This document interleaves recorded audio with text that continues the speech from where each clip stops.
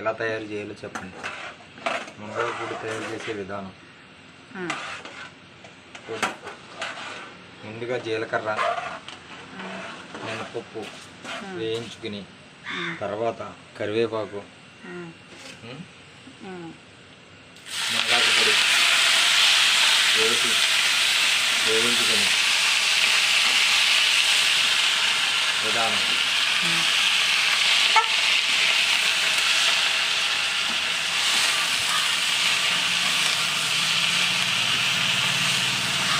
Salt, కారం, మిరపకాయలు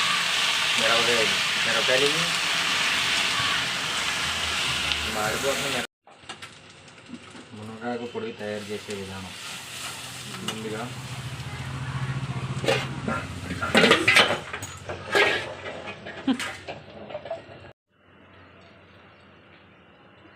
ఎండుమిరకాయలు, ఎల్లుల్లిపాయలు మళ్ళీ వేసారండి. సాల్టు, మిక్సీ గిన్నెలో మునగాకు, కరివేపాకు, పచ్చెనపప్పు, కొంచెం పసుపు, ఎల్లుల్లిపాయ, జీలకర్ర, పచ్చెనపప్పు అన్నీ వేసుకొని మిక్సీ పట్టుకోవాలండి. వేపేసుకొని కారపొడి రెడీ.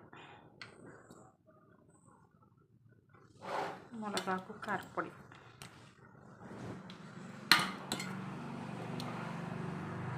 ఓకేనండి.